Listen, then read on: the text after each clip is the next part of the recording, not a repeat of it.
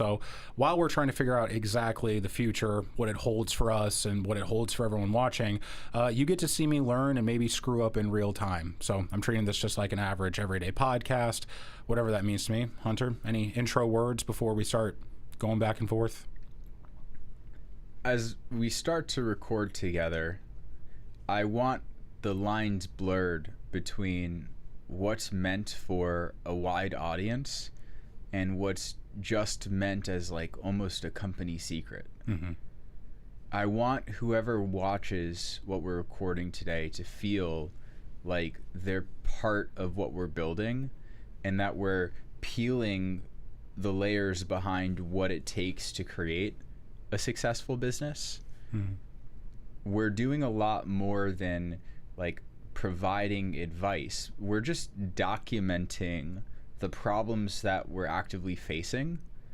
And I really want anyone who eventually comes to work with me to watch these, because it's going, how many times I've shown you videos, you're helping me with social media, and I want you to get in my head. Mm-hmm. Because that's going to allow you to unlock your superpower. Mm-hmm. In the same way, anyone who comes to work with me, I want them to watch this too so they can get in my head and make decisions without even having to ask me. If we can get to that level of granularity, that's an efficient organization. Mm-hmm. Efficiency. And this, whether you're, never going to work with me, and let's say you're just a random audience member, somebody that's just interested in business or what I'm up to at large, maybe you're just a friend checking me out, there's larger goals and values that I want to live my life by. And I hope that if you align yourself in those values, you'll find success as well. And you'll be able to kind of copy pasta a little bit of what I'm doing. Like, I hope that I get to watch you in front of a microphone, not because you have something important to say that is more important than anyone else in the world. We're not self-aggrandizing that you or I know anything different than whoever's watching this knows. Mm-hmm. I just want to see, I would love to see that person in front of a camera and say, hey, because I watched this, I'm also going to document my journey trying to build a business and solve real problems. And I want you to watch it too, because that's what bridges understanding. Mm-hmm. We're all just trying to get on the same page here. Before you and I walked in to do this podcast, the person who manages this space that we're in right now just asked us to help them compile $1 billion plus deal. Mm-hmm. It was a very unique conversation to be privy to. And it's really scary for somebody who's never done something like that before, but they had the confidence to ask. They had the confidence just to have the conversation. They weren't hiding their ambition or their goals, because there's nothing inherently wrong with their goals to be ashamed or embarrassed of. Maybe a little afraid that you don't know how you'll get there. Mm-hmm. But when you have good people around you, $1 billion deal does not scare me. Mm-hmm. And it's exactly what I told her. It's never about the size of the deal. It's always about the terms. If she's got a rocket ship that's gonna take off, people are gonna get behind her. Mm-hmm.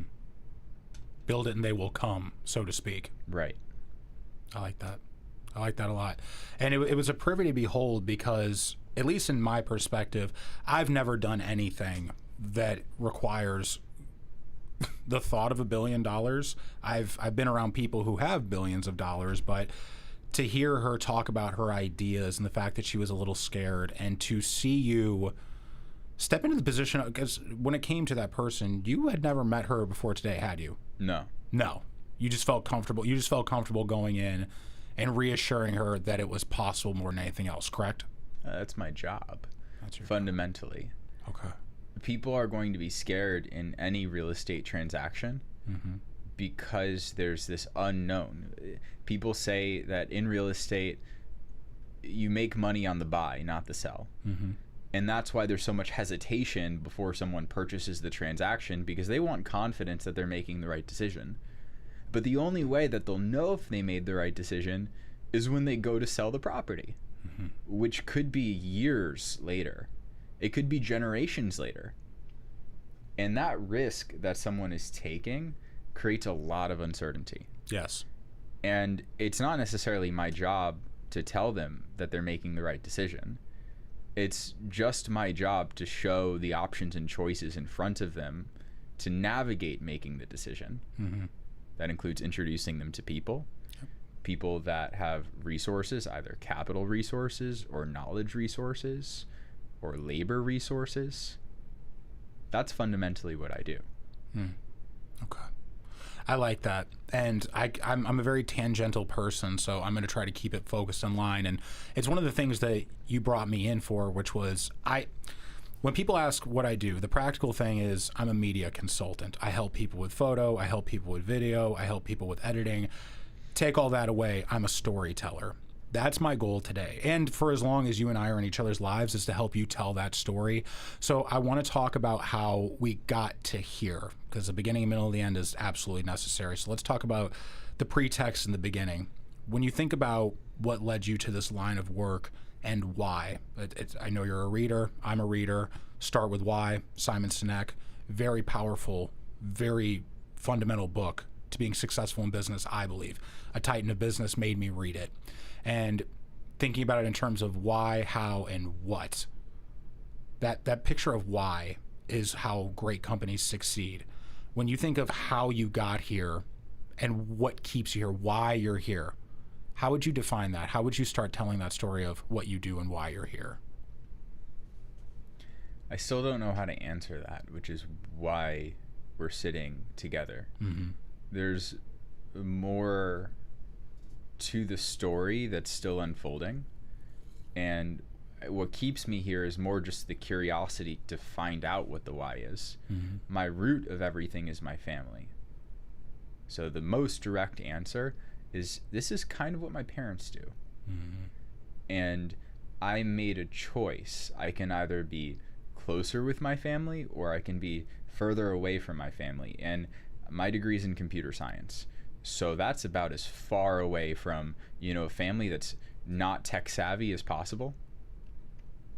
So as I got older and I realized, and I just saw as a trend, a lot of my friends getting further away from their families, and I saw inside of me that I didn't like that.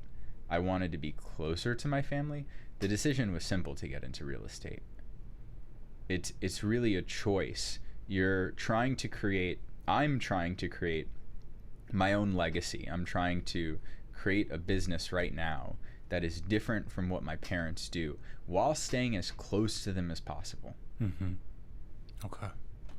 I think that's a very interesting perspective because my mom was a bartender and a waitress her whole life.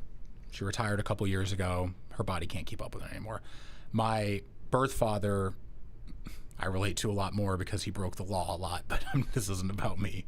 But he ran forklifts for most of his life. And whenever it came to me figuring out what I wanted to do, my mom had a very simple philosophy. She said, I just want you to have a degree. I don't care what you do as long as you have your degree, which I dropped out of college. For you, having so much background in computer science and going into the real estate world, like you said, you work with all different kinds of asset classes. When it comes to the feedback you've gotten from your parents or the conversations you've had with your parents, can you give us a little glimpse of what those have been like? Yeah, this is a good part of the origin story. Just Shabbat dinners were everything to me. Mm-hmm. Friday nights was really the only time my dad was home to have a real conversation. And my family didn't particularly have emotional conversations. There was a little bit of, how was your day? And my mom was a rock as an emotional, person for me, somebody to have an emotional relationship with, but my dad was transactional.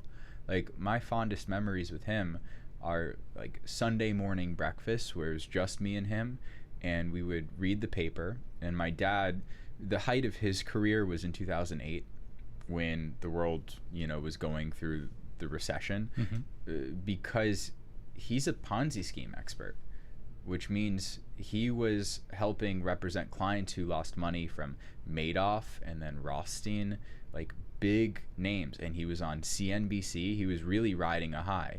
Oh, wow. And this was his time where he wanted to mentor me the most. And so when I really think about the closest time with my dad, it was really just like actually Sunday morning breakfast, reading the Wall Street Journal and having him explain what a credit default swap was. That translated into Shabbat as well. And so to bring it back to Friday nights, even when he didn't take the strongest interest in mentoring me towards like real estate, he was always talking about his cases on Friday nights. Even before we had the Sunday morning breakfast, he was always talking about his job with his wife. And that's the main point of conversation over dinner. It was just law. It was the legal cases that they were going through, the real estate transactions that my mom was helping her clients with. This is ingrained in my blood. And so that's a lot of the relationship that I have with my parents. Okay. It's actually a parallel that I can relate to in a lot of ways, because I've taken over a lot of the worst parts of my parents' personalities, but also the best parts. And again, my mom, she served tables, she tended bar, and from the outside looking in, it's not a glamorous life, and it's really not. But she taught me a lot of things, of them building relationships. And some of the conversations that you and I have had is that almost any basis can succeed or fail on a basis of the relationship strength. I hope to have a very strong relationship with you. I'm sure that's reciprocated. When you think about your relationship with your mom specifically, because we got a little glimpse of what it was like having the Shabbat dinners and talking business with your dad, and it was very plain, direct, to the point. Watching your mom operate in this industry, watching your mom succeed, and maybe there being a little bit more of an emotional. I've got a good story. I want to hear. Give me the stories and talk to me about the emotions of that relationship. Tell me what your mom taught you. I met some interesting characters at the University of Michigan, where I studied in college, and I'm still in touch with a lot of those characters to this day. One of them was super into this idea that Michigan is a very forward-thinking state, and so recreational medicinal cannabis was legal pretty early there. Still only medical is legal in Florida, and it's big business. I've got friends that have run for office in Chicago just simply on the principle of cannabis legalization, as well as a deep industry knowledge, and friends who head up like powerful cannabis lobbyist commissions. This is my friend specifically I'm talking about was one of the people that was in Ann Arbor, like talking with the city about legalizing mushrooms. Sure. Like he was a policy reformer. Like this guy has a degree, his bachelor's degree is in neuroscience. So it's legit, even if it's kind of an industry that we bat an eye about. So he comes up to me and he's like, listen, my dad, he has always owned this gas station, and the gas station has, the mini mart kind of, and in the back of the mini mart is a warehouse, and there's nothing going on with this warehouse. It's just stored stuff. It's not making any money. I met this guy, and this guy has grown a lot of medicinal marijuana plants. He's got a few warehouses already operating, and he's thinking about leasing my space. So I said, okay, let's take a look. I was like a junior, and I didn't know really anything about real estate. I just wanted an adventure to drive an hour off campus, like meet his family and see what was going on. And I felt I knew enough about real estate to involve my mom where needed. So I hop on the phone with this guy this is my friend's friend, the guy who has experience growing cannabis. And he just says some things to me that are a little I don't understand how the deal's going to work. And so I bring my mom in, and I'm like, hey, give me a second. I think I need her help. And so I give her a call, and she hops on the phone with this guy who's grown already successful operations with these warehouses. And my mom just take it back to Friday night dinner when she's just the sweetest, you know, caring. I've only like really seen that side of her, you know, the mom side of her. Mm-hmm. She hops on the phone with this guy, asks like 2 questions, and he doesn't answer them very well. And this is like on my drive up to see the site. And the pressure is just on at this point. There's no turning back. Just a switch flips in her. Oh no. And she goes from being like my sweet mom to being like Jaws, like the great white shark that's about to eat the boat in the movie. John Williams' theme is playing da da da da da da. And the guy was just deer in the headlights. Oh no, bro, you can't be a deer in the headlights with mom. Literally after 2 questions that my mom asked, the deal was dead. Because she was a freaking shark. And that was the first time I saw my mom as a lawyer.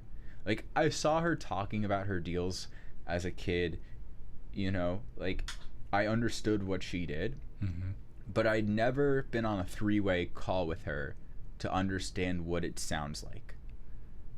And when it sounds like you don't know what you're talking about, I'm not letting my son within 10 feet of you, like, get away. Like, this deal is dead. Like, that was a very powerful lesson early on about you can be both nice and firm, and they don't have to be mutually exclusive. Right. Okay. She was still nice to him, but I knew the deal was dead. There's a point of being politically correct, and then there's being a pushover. And I often say it's better to be good than nice, because the old adage, nice guys finish last. I think more than anything else, your mom was giving you a lesson in being good. It's like, hey, your intentions can be right, and you can have your preoccupations with cannabis, going to school in Michigan, seeing it succeed. You might feel like you have all the marbles in the bag ready to go play. But when you get this opinion from your mom, it may not be exactly what you want to hear, but it's what you have to hear. What does that maybe teach you about taking risk, moving on from that point forward? Yeah, I want to be specific, because again, I haven't told that story in years, and it's not like a core memory that I usually tell, but I'm trying to surface those for purposes of this convo. For sure. The reason the deal died was a legal technicality, which was the warehouse was near a church. And so if you read the document of where you're legally allowed to grow, you would have needed to get like an exemption, and then it's a question of how politically connected are you to get an exemption so that you can grow the cannabis, because it was near the church. And so the deal died because he did not have a plan to understand that aspect of the law. And the reason he was a deer caught in the headlights was because he was bumbling, there's a church nearby. And that set off the red alarm, like, hey, that's probably noteworthy. That's something we need to know going in. Yeah, and I think that's actually the main reason the deal died. Otherwise, everything else made sense. So, one more time, ask your question, and then I'll round out my answer. For sure. So, for me, a big piece I took away from that was risk. I think that our parents are my parents are so much less risk averse than I am. Like, they take no risks. But when your mom steps in, like, I'm trying to sell a house in St. Louis. My mom wants to have a role in it. It makes me a little bit more hesitant to take risks. What did that maybe teach you about the nature of risk? Of risk, right. It was an early lesson in what due diligence means. Like, you're not taking as much risk if you've done proper due diligence. I later worked at Blackstone, which was a giant operation that I still don't know. Financial firm, correct? Yeah, it's the largest alternative asset manager in the world. And they own more things than you can imagine. there's so much real estate that is around the world that you are wondering who built that or who owns that. Like Blackstone just bought Brickell East. Mm-hmm. You know, they own a lot, almost everything. Kind of like Larry Fink and BlackRock, State Street. Like, this is private equity. Yes. Yeah, BlackRock and Blackstone were kind of like once one thing, and then they separated into two things. So really, Black Pebble. OGs. And that's why I never understood I was there for 2 years and I never understood its internal mechanics. But the due diligence aspect of it's, you know, good to take shots. You know, you want to get as many deals to the table to investment committee as possible so they can analyze whether they want a deal to happen or not. But, you know, in my time trying to get deals to investment committee, it was like 500 or 1,000 to 1. Whoa. Okay, that's... I probably had to look at... Yeah, and I never got anything invested in my time there. Like, it wasn't my job to do that. I was technically just a software engineer, but I was so interested in investing that I probably saw north of 1,000, 2,000 decks of companies for investment, specifically in property technology. Mm-hmm. Okay, that's... Not one made it through. Not one? Not one. Whoa. What are the odds of not one making it through, though, out of thousands? And not, like, chalk it up to due diligence, but, like, not one. Not one. And they own a lot of stuff. So it comes down to some combination of not talking to the right people. You know, I was just being very open because it wasn't my job. So if somebody had a company that they wanted to, you know, they saw the Blackstone thing on LinkedIn and they would just shoot me a cold DM, or I would be at it. I went to a lot of tech conferences, right? Whether it was ETH Denver or South by Southwest or New York Tech Week, Miami Tech Week. Like, I was hopping around a lot and meeting a lot of founders. And so naturally it would come up and I'd be like, okay, yeah, let me take a look. And if I can introduce you to anybody, I would. And most of those, like, did not have the revenue criteria to even be considered. Mm-hmm. Because they weren't going to invest in, you know, pre-seed. They're not a venture capital firm. They're a private equity firm. And they want a more developed startup. So that's 99% eliminating most of the decks, right? And then the few that had projections where I was like, okay, talk to me in 6 months or a year, because they started having, you know, $1 million plus ARR. They have real customers. They solve a real problem. They fit within the larger category of what Blackstone does. I just wanted to make the right introduction. Even if it wasn't me who brings the company to IC, I wanted to introduce that company to a managing director or somebody of the equivalent that could champion the project. And then, you know, if it works out, great. Like, I get the learning experience, I attach myself to the right people, and I grow. And so that happened like twice or 3 times. Out of all the company decks I saw, I was like, okay, let me set up meetings with people inside to see if this thing can fly. And there were conversations that lasted anywhere from 6 months to a year, and they died. Like, they never made it to investment committee because fundamentally the thesis of how Blackstone wanted to invest did not align, right? They have a very narrow they might own a lot of stuff, but they have a very narrow specialty of what they actually believe in. They're called tailwinds, right? They're macro ideas of how the economy is going to move, what problems can be solved uniquely at this point in time. And many times they'll say it's early or it's late, and so it just might be a timing issue. It might be, you know, so they already bought a company that was similar and they don't want to overinvest in that sector. There's 1,000 reasons, even if everything lines up, right? It's on the CEO eventually to form a relationship with the people inside of Blackstone that are not me, because this was not my job. right? They need. I'm not the one who needed to be convinced, right? It was people who actually like are on the investment committee that needed to be convinced. So you're like, what?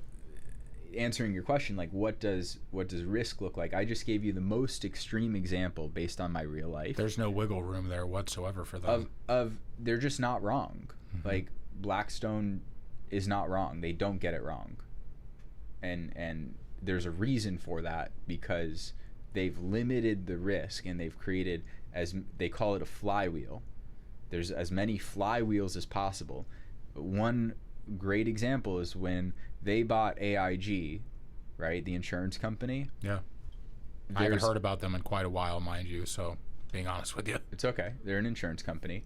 And when somebody, buys insurance, they're paying a premium, an insurance premium. They haven't filed a claim. It just means that this is money that goes into AIG, and, God forbid one day somebody gets hurt, right? You make a claim and then you get money from the pool. That's how insurance works.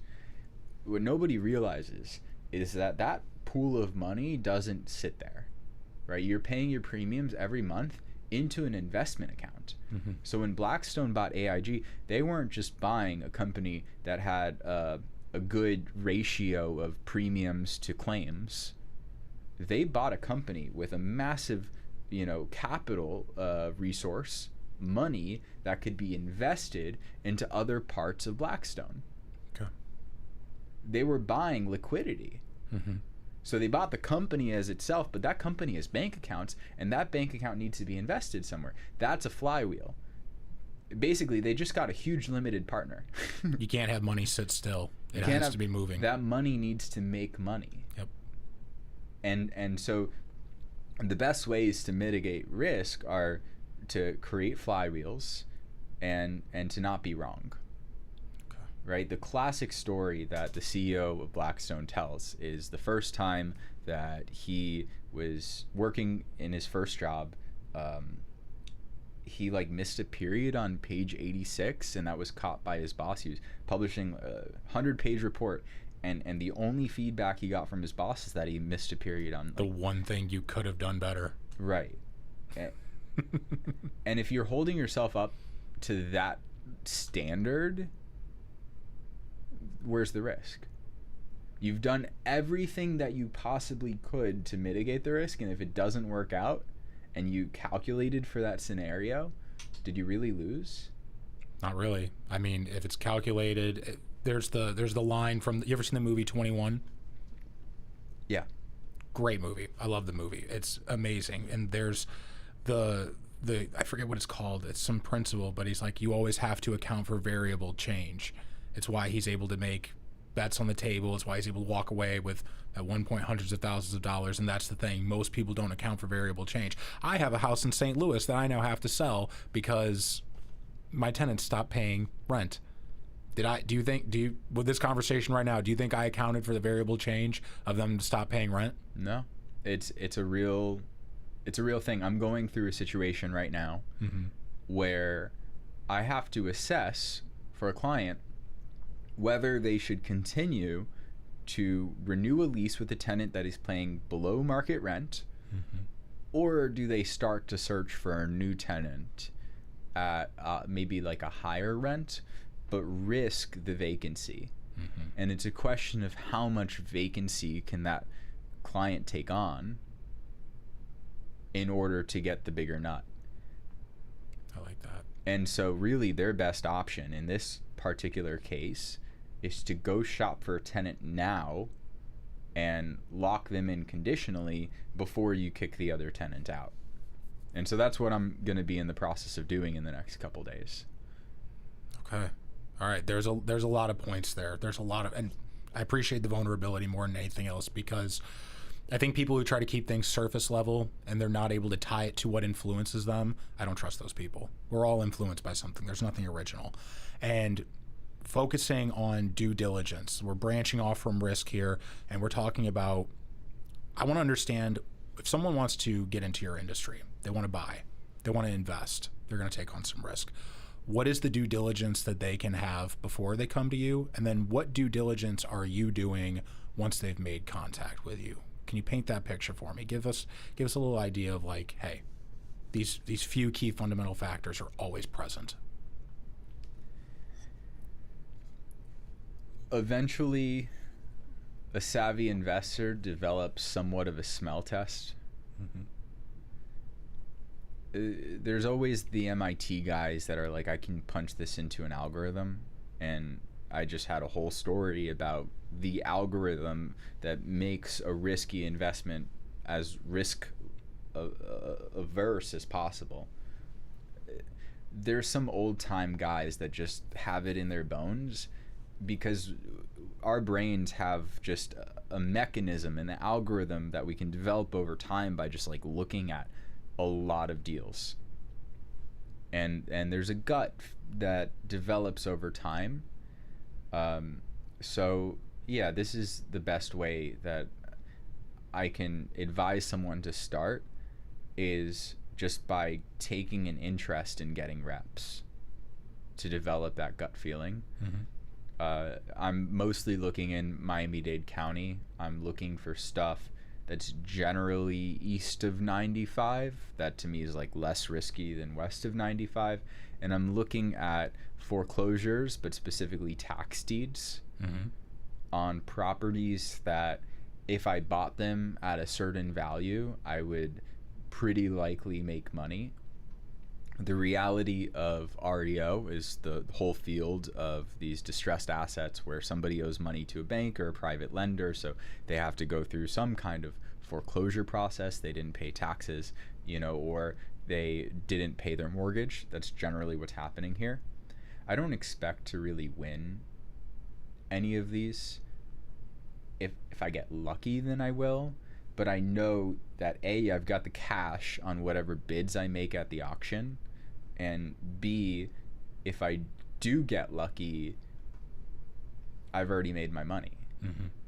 And so that's a great way to get reps in, is because you're going to see lots of different kinds of property, and you're going to do it every single day, and you're going to put in bids every single day, and you're probably not going to get them.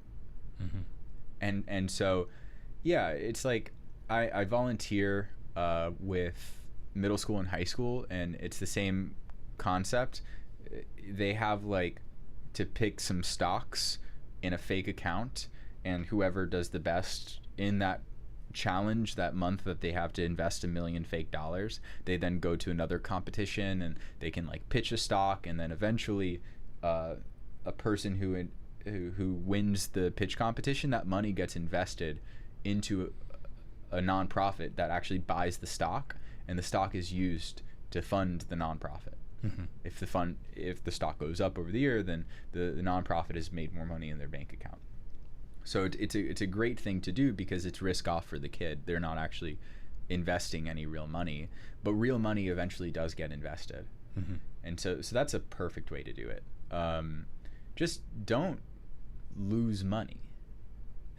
I need a better lesson in that. I'm not great. I'm just kidding. Yeah, for everybody that just wants to buy Dogecoin and just like let it ride because they think that Doge will go up over time, like you're wasting your time, because that's not a real rep. That's a technical rep, because you're looking at the price of an asset, and then you're expecting it to go up in the future, and you're only looking at price, and maybe you're looking at price charts, but you're not looking at anything underlying the asset, right? The volume that gets traded, who's buying it, why are they buying it, where are the tailwinds or the headwinds in crypto, what is what can you buy with it, and so real estate is a real thing. Like friends who invest in companies, I've got friends who are angel investors or venture capitalists, and it's really wishy-washy, right? You're trying to believe in the founders. You're like looking at kind of made up numbers, and trust me, in real estate deals I see made up numbers all the time. It's not that they're not made up numbers, but it's that you can go and you can get better numbers on your own than anybody who is in an early stage company. Tech companies are like, wave a magic wand and hope something happens, and there's huge multiples for that. So like hats off to whoever invests in tech companies. Real estate has so much underlying it.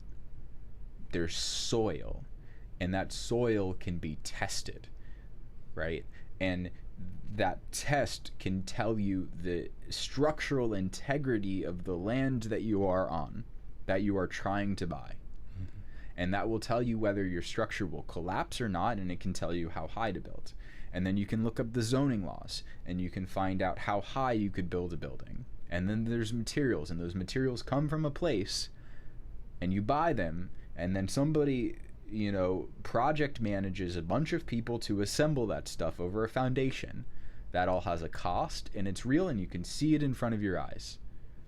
And with repetition, you'll get more efficient at how to do that process. And then you'll have a better understanding, and your margin for error will decrease and decrease and decrease. Mm-hmm. Developers take on a lot of risk, because if they don't sell out, like most developers, they don't end up making money. They either they're very rich one day and they're very poor the next day, because they're taking on so much risk that it could bankrupt them. They're over leveraged.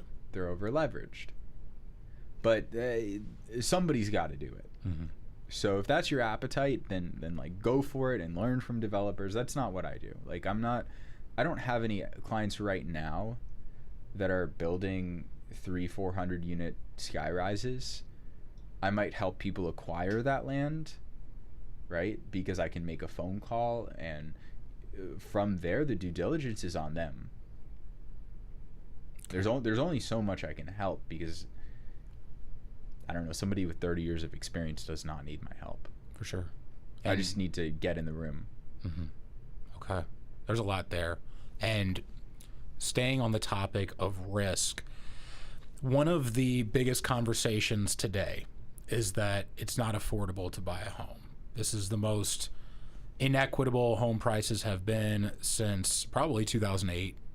It's when I was a kid, I was really ignorant to what the housing market crash was. I was really confused why my mom and my dad were always stressed out.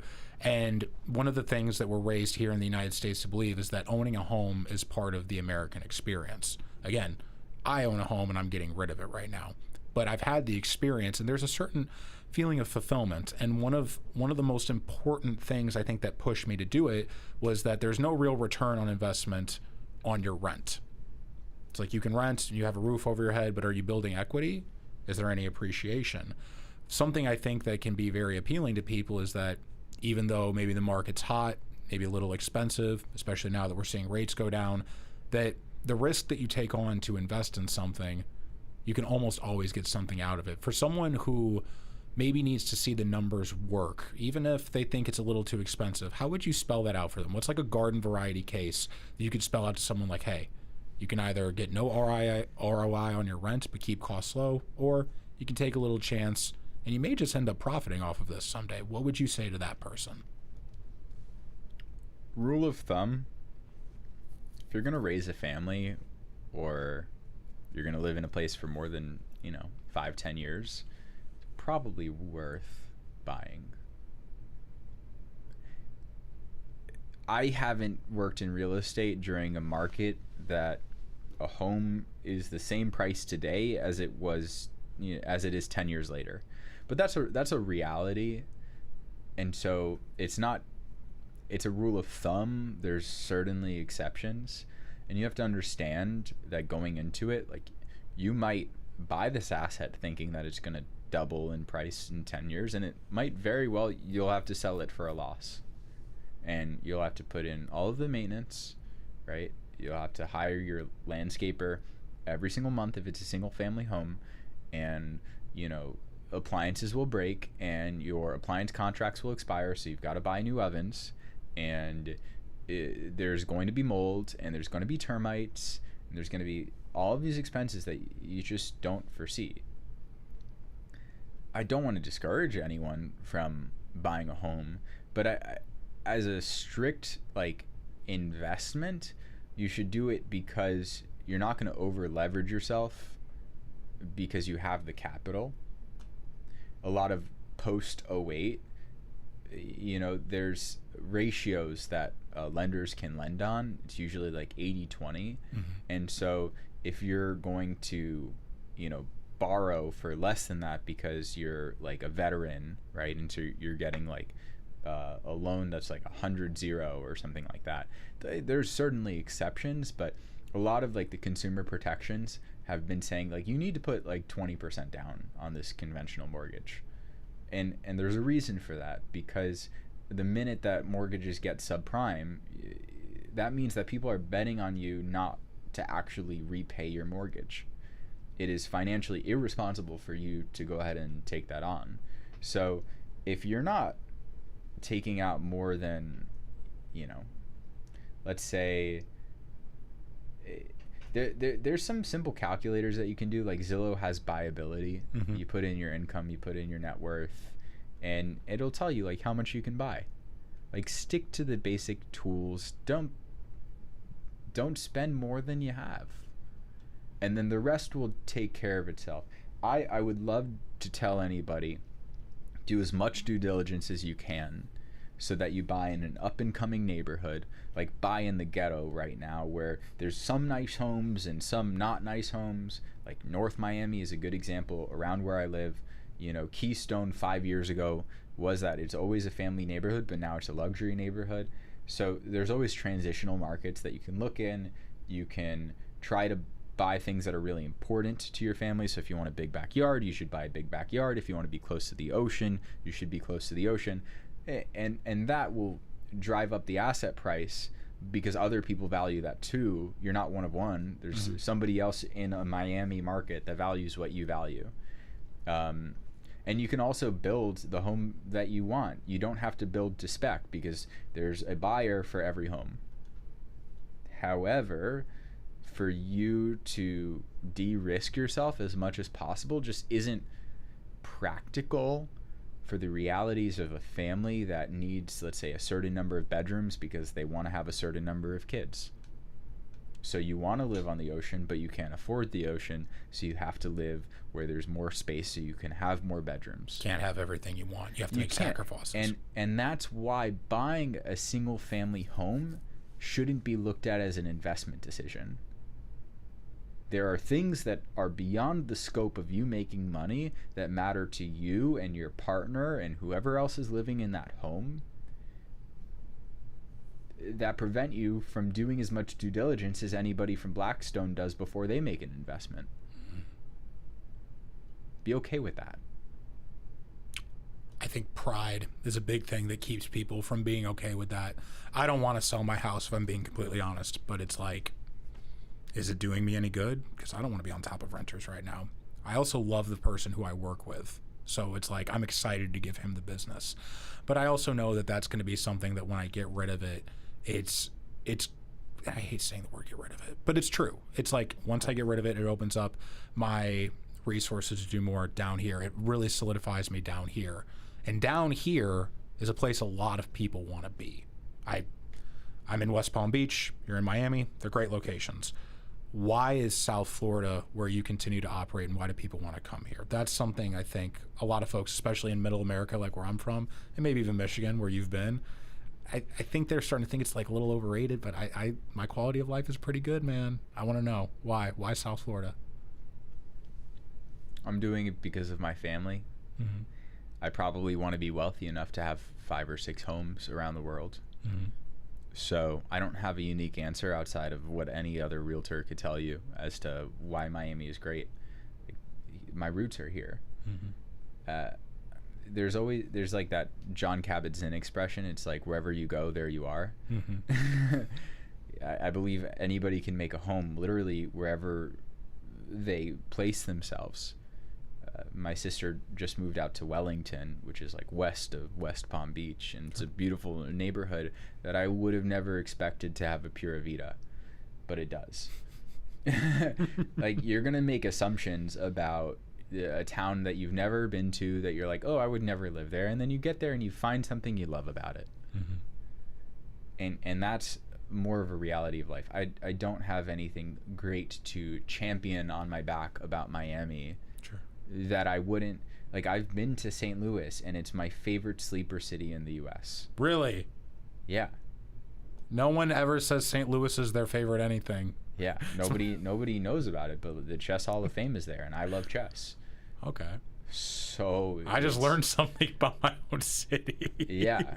There's a freedom that came when I was in St. Louis about riding in down the middle of a street without, my bike handlebars. I was just like riding free and just swaying on like a major road, and it was just nobody was. That's freedom. Like if I do that on Biscayne, I'm gonna get run over. So make sure you're in South St. Louis. Don't go to North or East St. Louis and try that. Please don't go to North or East St. Louis and try that. I was in downtown. Okay. Yeah, so that's the moral of the story. Mm-hmm. I'm not here to convince anybody to come to Miami. Okay. I'm here to convince people that I want to build a great business. I want more people to work with. And if you want to work with me because you align with my values, then please reach out. Okay. When we think about those values, when you think about like your quintessential clients, like for me, I have two kinds of quintessential clients. They're talking head clients, what we're doing right now. I like conversations, I like podcasts, and I have a flow to it. And also fitness. I worked in the fitness industry. I've shot a bunch of fitness content, whether it's 24 frames per second or 60. I can have a good time with those two things. I'm in my wheelhouse. Do you have a quintessential person or persons that you like to do business with, or is it just, hey, you show me the place, you're easy to work with, I'm your guy? There's been two groups of people. The first are many of my mom's clients. She's a real estate attorney of 40 years, and her clients have helped build the city of Miami. Mm-hmm. They're builders, they're developers, they are, they own industrial land, they own manufacturing, whatever they do, right? And those are good people because they trust my mom. And so when they started working with me, they knew my mom would have their back. The whole great part of the relationship is the trust. It's when I meet them, I'm not going to claim to know as much as my mom, and I leverage her as a resource. That's the first. And the second is they think they might still have a grasp on everything because they've been doing it for so long, but the power of my mom in the relationship with them over 30-40 years of doing their contracts is she gets to tell them, you're biting off more than you can chew, or you can, just don't do this deal. And kind of by the transitive property, that has become somewhat of my role. The difference between my mom and I is she might know the contracts better than I do. I just know technology better than she does, so I can make way more cold calls than either my mom or my client could. Right? I can find them more deals, and that's inherently the value. Anybody, you don't have to have a college degree to do what I do with them. Mm-hmm. Right? I just have to find properties for them to look at. I have to give them reps. That is, they hire me to give them reps. But once they get into decision-making time, there's this added value where the trust becomes valuable, where I tell them, you're biting off more than you can chew, or you're being unreasonable, and that trust that has been built from 40 years becomes transitive towards me, and those clients can listen to that advice. If they're biting their nose to spite their face, then they're not very good clients. And I've seen it. I have some properties right now that are for sale that I have brought multiple offers for, representing the owner of the property, and the owners have not moved a muscle. They have not provided counter offers. They have been indecisive, and when I've been bringing them, they're called letter of intent, LOIs, to purchase their property, and those LOIs are all within the same range, that there's evidence there that is beyond any number of years of experience. these are all within the same range. None of these potential buyers know each other. So maybe you can squeeze out another $50,000 from the next person who will buy, but you're not going to squeeze out $1 million more. And are the margins believable? Yeah. Have I brought them fair offers? And the clients who have the trust to understand that those are fair offers, there's no emotions about the decision. They're like, okay, I got the market price, and I can either sell now because I'm motivated and I want to do something else with that money, or I can walk away. If they choose to walk away, then there was no deal done to be in the first place, and those aren't the right clients for me. Mm-hmm. So the right clients are actually the ones who, create the trust so that they'll actually complete the transaction. Okay. So that's the first part. Highly knowledgeable, highly intelligent people who have done like hundreds of deals before over the course of 30, 40 years, and they just need a workhorse. They need somebody who is organizationally efficient, picks up the phone on time, preempts their thoughts, like acts on their behalf before they even think it, so that I cover their butts. I'm really good at that. The second kind of client that I have are, people around my age. Mm-hmm. Because I surround myself with great people, fortunately, many of my friends and close acquaintances have become successful in their own right. And those people have come to me for investment advice, or to purchase a home, or, anything in between. And I'm able to prove to them that I'm a valuable member of their team. And they haven't done a ton of transactions before, so I'm able to introduce them to people who have done a ton of transactions before and say, I think your gaps are here. Meet these people that are in my circle of influence so that you can make a better informed decision. And so those people have less certainty going into whether they want to transact or how they want to transact, but they're trusting me that I'll help them put the puzzle together. Mm-hmm. So that that's what happened just now. There's somebody who is successful that manages this podcast studio and the office space and wants to grow. And so they're going to trust me to put the pieces of they haven't done the transaction before, but they're going to learn to trust the people that I introduce them to, and they're able to make a better informed decision. So I have a very strong network, a very strong center of influence that helps people make informed decisions in a very you're trying to remove as much risk as possible from the deal. Mm-hmm. If it's something like a single family transaction, it's slightly different. I still help people with single families because I'm helping people start families. But to give you an example, there's a couple that they're not my signed clients. Like, I don't have a exclusive agreement with them, but I know that they're searching in a specific area. And so I've consistently sent them off-market deals in and around the area that they're looking so that they have options.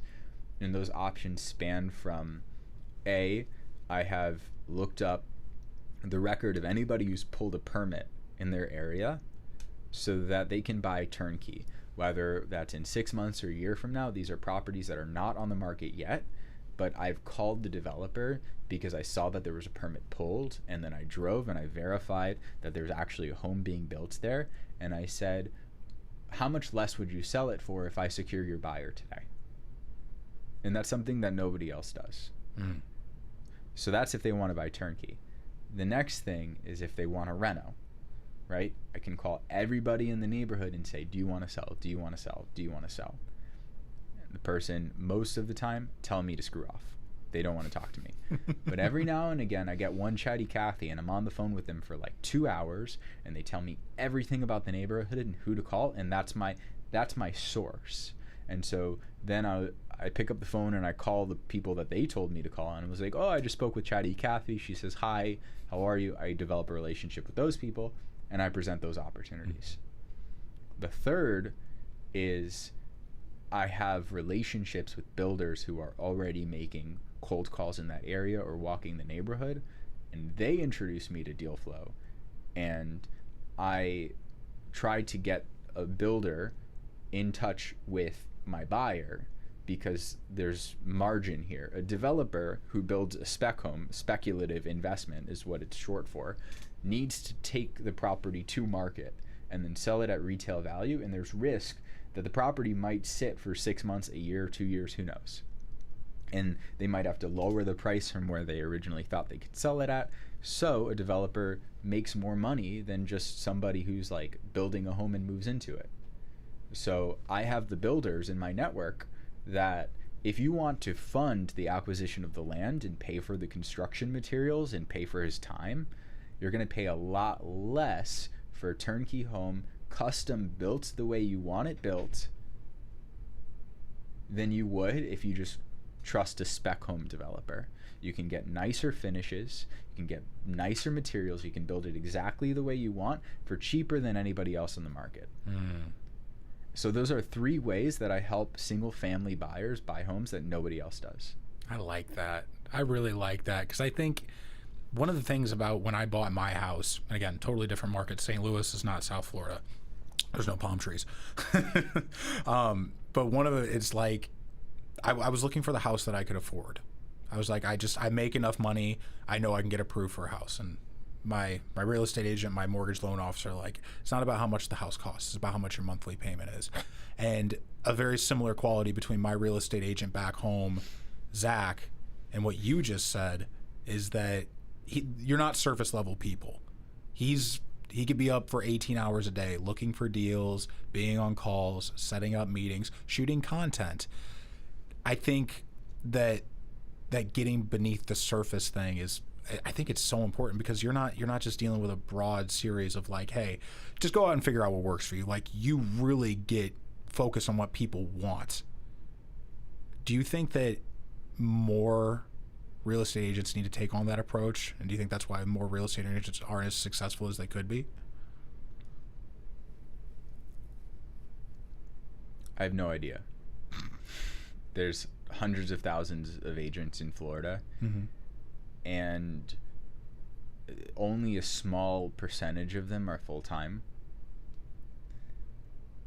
Many of them can be very successful by living in a condo building and advertising to everybody in that condo building that this is the business they do. They're a real estate agent, they live in this building, so if you want to buy or sell in this building, they're already here, and all they have to do is take an elevator to the unit that they're buying or selling. That's not what I do. It doesn't mean that that's wrong for another agent, and they probably, some of them made more money than me this year if you live in the right building. Sure. Like, just be an agent and move into a unit that is more expensive than you can actually afford, just so that you can meet the right people. And if you're betting on yourself that, there aren't many agents in that building already, you can take control. Like, you should look at the volume of transactions in that building and see whether it's one agent or whether it's multiple agents, and you should look to see if any of those agents actually live in that building, because there's probably some opportunity for you there. So likewise, the other end of the spectrum, the full-time agents, specifically, I want to sell homes on like the Venetian Islands. I want to sell on Sunset. I want to sell, Palm Island, Hibiscus. I want to sell the massive stuff. And there's only a few, there's like 4 or 5 brokers out there that pretty much do 90% of that business. Many of them already live in Rivo Alto, which is one of the Venetian Islands, and hat off to them for doing this for like 30, 40 years. They're great people. I've done business with them. Those guys also don't take the approach that I described before of making all of those cold calls and developing relationships. Like, they're also doing the thing of like living in the condo, because they live in those neighborhoods, and all they do all day is talk to rich people.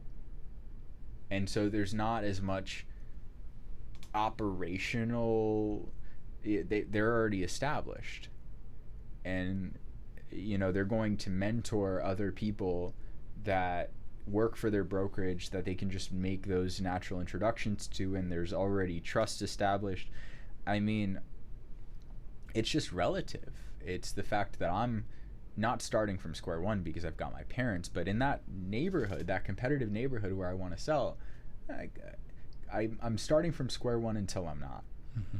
And so the best thing that I can do is just make really good friends with like 2 people who live in that neighborhood. That's it. I've got two friends who live on Rivo Alto. And so I can hang out with them, and I can get to know them, and I can get to know their friends, and slowly build that up over a long period of time. Do I have advice for other agents to do the same? Like, you got to get lucky to go to the right restaurant, to meet the person who lives in that island that you want to sell in, so that you can develop that relationship. I can do it because my mom's friends with them or has done deals with them. It's very different, and it's very hard to get into that circle of trust because of how tight that circle of trust is. Mm-hmm. It's not impossible. You just need to be in the right place at the right time. And do I recommend that real estate agents do everything they can do to be in the right place at the right time? Like, no, because then you're inauthentic. Ooh, I like that. That's interesting. I've never thought of it that way. You're always trying to be in the right. It's kind of like being an opportunist, is it not? It's opportunistic.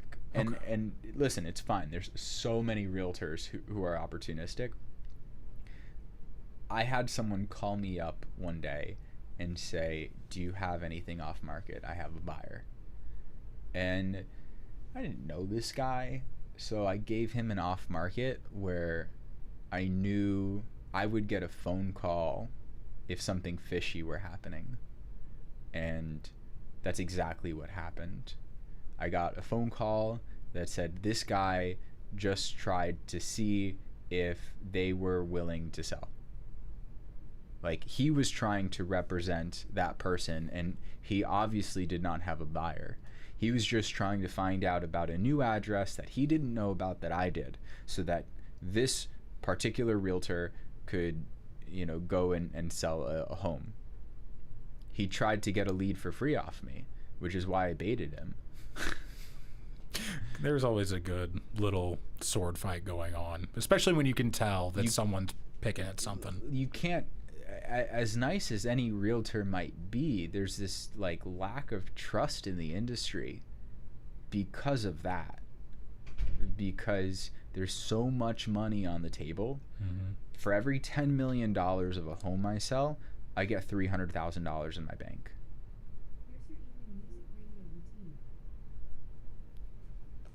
Not our problem. Anyways. Yeah. $300,000. And so, Alexa, pause.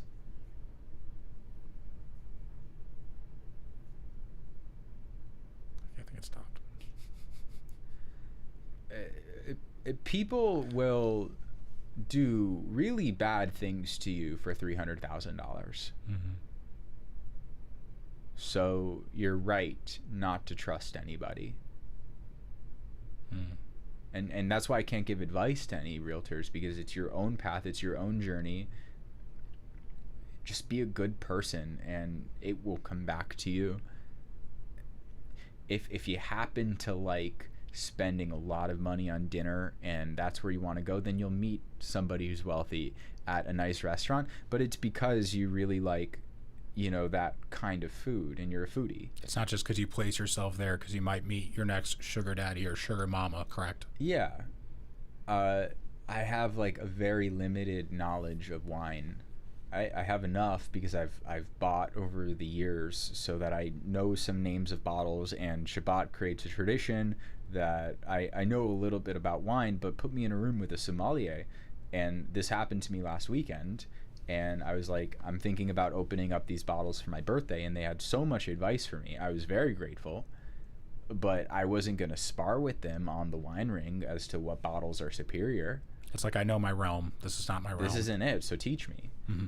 And that's the thing. If you're trying to get business as a realtor, you're going to be put in so many places where people expect you to be an authority, right? And it's okay not to be. It's better if you admit that you're not whenever you're asked. You asked me a question about something that I should be good at, and it was a level of editing that I have never experimented with. And it was that exact notion, and I'm sorry that I cut you off, but it was that you said, hey, what would you do if this was your piece of content? I'm like, I'd have to learn first.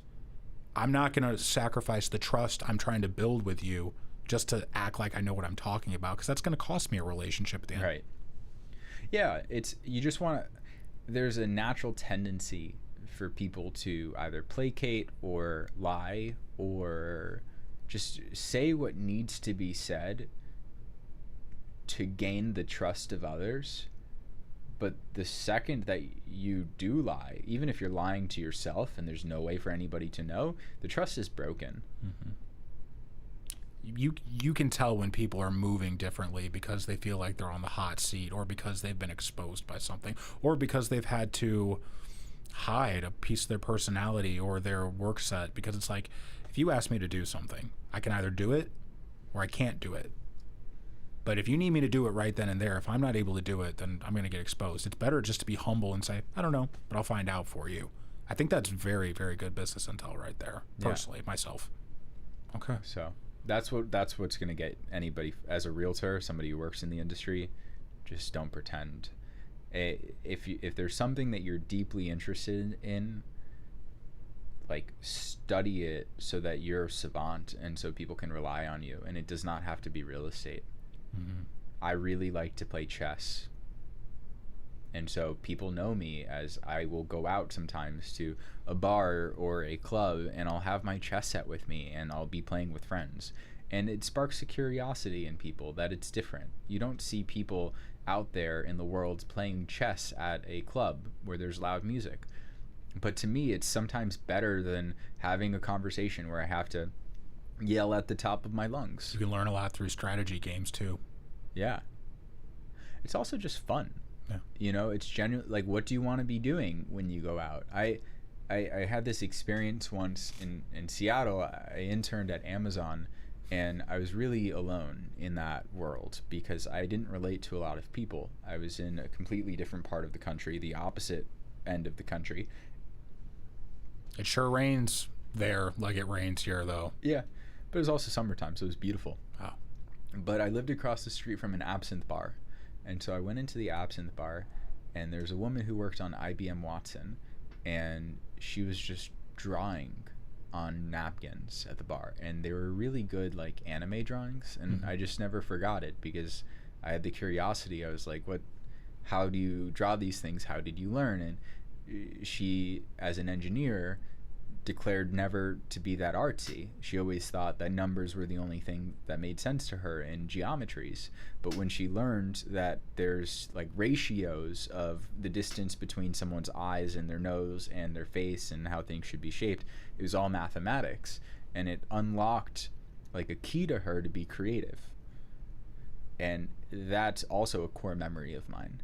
Just walking into a bar and seeing somebody doing something they shouldn't be doing at a bar, which is draw. People should be talking at a bar. People should be on dates. She wasn't doing that. She was drawing, and I was interested. And she taught me a lot that day. Do you think it had anything to do with absinthe? I mean, look, I've seen Eurotrip, bro. I know what absinthe is. Absinthe in the United States is different than in Europe. Right. Even Marilyn Manson has his own absinthe, and it's called Mansynth. Nice. Well, yeah. I want to try it, but I want to try it where it's legit. You know what I mean? Yeah. I've been to Berlin, and I've had absinthe there, and it was a very different experience than being at an upscale cocktail bar in Seattle. Mm-hmm. Right? Yeah. This was specialty coffee compared to Starbucks. You know, they were great cocktails. Yeah. So I was not seeing any green fairies. All right. Well, we'll go to Europe together someday, and I'll have a real firsthand perspective. But one of the things I wanted to talk to you about was your influences. You talk about chess. You have a book here with you. On some of our weekly calls, which I've been happy to get to know you over. It's getting to know about some of your favorite movies and what makes you you. It's funny because, like, even talking about anime, I mean, my whole right arm is Naruto, Cursed Seal of Heaven. A lot of things that influence me to do what I do is it's the hero's journey, and it's that I always put myself in that underdog space. So no matter how big the challenge is in front of me, I'm okay with failing, because it took Naruto failing his entrance exam 3 times before he became the hero we knew him as. What are some of those influences you have that are outside the realm of real estate that you can definitely feel? And like you even talked about your parents. Can I but talk about the book? Yeah, I was going to ask, like, what's going on with the book? Yeah. I had this in front of me for a reason. I had to make sure I hold this. Let's see. A lapsed anarchist approach to building a great business. So this is building a business from A to Z, and it is by Ari Weinzweig, if I can pronounce that right. I've met Ari a couple times, and he's great. This was a gift to me once from a friend. And I was like, okay, cool. Like, a sandwich shop owner wrote a book. How good could it be? And I brought this because what I said in the beginning of when we started is I want somebody who's going to work with me to understand my values and where I come from. And if you're going to work with me, either on my side helping people find deals because, you know, you want to work directly in that capacity and help me find properties, or you want to buy something alongside me, or you have your own money and you want whatever the nature of our relationship is, this is a book that I would encourage you to read to understand how I do things. Mm-hmm. So yeah, let's start off. There's like a playfulness in the timeline on how they started. This is I went to school in Ann Arbor, and this is a sandwich shop in Ann Arbor, and they will never be anywhere else but Ann Arbor. One of one. It's more than one of one. It's like 28 of one now or something like that, because they have 28 unique businesses or something like that are all located in Ann Arbor. But he's been interviewed multiple times or written in this book that he'll never expand outside of that because he needs control of the culture, right? And this book has so much to do with creating a great business from great culture. And it's friendly, and it's not Principles by Ray Dalio. If Principles by Ray Dalio is here, lapsed anarchist approach to building a great business is here. Fundamentally, they're teaching this similar things, if not the same thing, which is the best businesses empower employees to exercise their own freedoms. This all comes down to fundamental freedoms that we have to make choices, and a fully oiled machine of an organization is one that maximizes the freedom of its employees to make decisions. Mm-hmm. So that's what anarchism means in this context. As a libertarian, I'm a big fan of the idea of anarchism. Yeah. So, yeah, it's kind of been a while, but I'm going to see if I can pull up something real quick.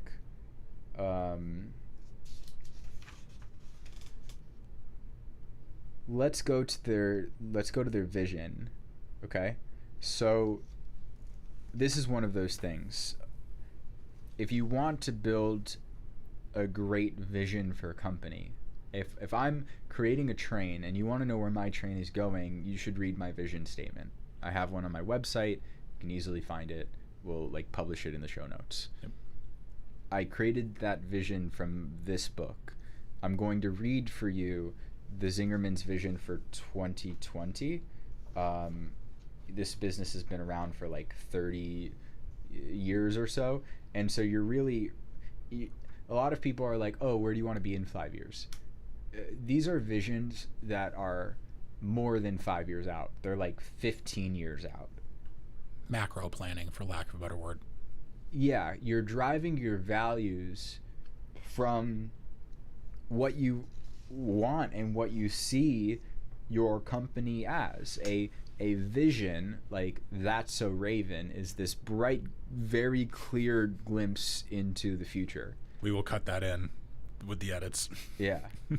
Your eyes open up and you're like, whoa, and then you see like your Happy Gilmore, happy place, or you see the future like That's So Raven, and maybe there's some color distortion, but that's okay. You generally have an idea of like this is going to happen in the future. And there's no real, you're going to do everything you can in your possible power to risk mitigate against anything else but creating that reality. You are so certain that you have everything detailed and this is how things are going to operate. That's what risk mitigation looks like in a colorful sense. I don't want to scare people when I talk about how much due diligence Blackstone does, which is why books like these are helpful, because they're playful ways to do risk mitigation and to do due diligence. The vision of your company is a form of due diligence. Zingerman's vision for 2020. Okay? So this was written in 2006, about 15 years before. Zingerman's makes sandwiches, by the way. I don't know if that was clear. Yeah, you said. But more than that, they source ingredients from all over the world to make their sandwiches, and that expanded them into making coffee and baked goods and having a whole American restaurant. And then one of their employees was Korean and had home family recipes, and she wanted to start her own restaurant, so they gave her the funding to create her own restaurant. So they make just about the best of everything. Okay, food-wise. In the Zingerman's community of businesses, that's all these businesses I just spoke about, we live our mission. Our guiding principles manage our day-to-day actions. People we work with and serve comment on our integrity. You really do what you say you do, and when you don't, you make it right. We have developed a radical model of responsible business growth in concert with our guiding principles and inspired by a commitment to our community. Our work leads to positive change around the country and even across the world. Changing our world, a better tomorrow than today. We've successfully applied the model of sustainability to all aspects of our work. Today, in 2020, everyone and everything we engage with in our personal and professional lives, our business and community, our customers and staff, our suppliers and environment, are better than they were when we embarked on this vision 15 years ago. We have created a community of businesses where people willingly bring their whole selves to work. We feel free to express ourselves and tap into our deepest creative potential. We believe in what we are doing and integrated our sense of purpose into who we are. Our work is driven from our guiding principles and focused on caring and cooperation. We empower and support each other, and our workforce is representative of our community and its racial diversity. We've built thousands of strong, sustainable relationships, and they nurture our growth. There's a lot more, so I'm going to stop here, and I'm going to trace how vision gets executed so that it's consistent. It's something that I want to bring into my business just from reading this, and there's like 4 books in the series. So the 4th book on managing ourselves gave the small example of there's always going to be bosses and employees. So to empower someone, you just have to help them see their blind spots. So you walk in with somebody the first thing in the morning and you say, like, what do you hope to accomplish today? And they kind of tell you what they hope to accomplish. And at the end of the day, you check in with them for like 2 minutes and you do a debrief and you're like, did you accomplish the stuff that you wanted to today? Like, what was holding you back if you didn't accomplish something? What are you looking forward to tomorrow? And you just squeeze that conversation in a very casual 2-minute shtick. Now, a lot of tech companies already do this. It's called stand-up. I will tell you as a software engineer, stand-ups suck. Because it is like 15 or 20 people potentially all around a whiteboard saying what they did yesterday and what they're going to do today, and the same thing, but it's like on a sticky note, or it's just corporate, and there's no intention. You're just saying the stuff that you have to say to survive. Ooh. Right? Survival. it's survival. You're doing the stand up because it pleases the manager. Because you want to show that you're on track, and there's sprint reviews every 2 weeks to say that you accomplished what you wanted to accomplish. But it could just be a casual one-on-one conversation between a boss and the employee. Like, it feels somewhat performative, probably. Right. When you actually have a relationship with your boss, it's not performative to check in and see how the boss can be a servant leader towards you. They're there to help you. And the 20 people around you don't necessarily need to know what you're working on or how you're making a difference, nor do those employees really care what you're doing. So it is the relationship of just the person that manages you to understand how you're performing and how you need to perform to build a great business, and not the entire team. Unless there are exceptions, the team needs to be privy to your work, right? In which case it is the employee's responsibility to gather all of the stakeholders to make the meeting. I would rather every single time an employee call together a meeting of everybody that needs to be roped in to understand the context of something than a manager to call that meeting. Okay. Managers, and that's the execution of this vision that you'll read later on. Okay. A place where people are supported and empowered starts bottom up and not top down. Wow. I really like that. I like that because I believe in accountability. I'm someone who will hold himself sometimes radically accountable. I'll take blame for things that I really shouldn't, but it's because, like, extreme ownership. It's like, well, if I could have done something better, I want to. I generally like the concept of it should be private between you and your manager, but I do think that there are going to be circumstances where when the team holds you accountable, it does hit a little different. I think keeping that context in mind is very important. And I don't know, that was a very interesting little path I went down. And I appreciate you giving us a little glimpse into that book, man. Yeah. That was tough. That was really tough. I would ask, though, does it bother you at all that a Ohio State Buckeye fan? No. Not at all. I love actually traveling to Columbus for game. Like I did it once, like my sophomore year. It was a double overtime game that we lost in, and I had the best time of my life. Really? Yeah, it was great. That's awesome. So yeah, no hate to any Ohio State fans.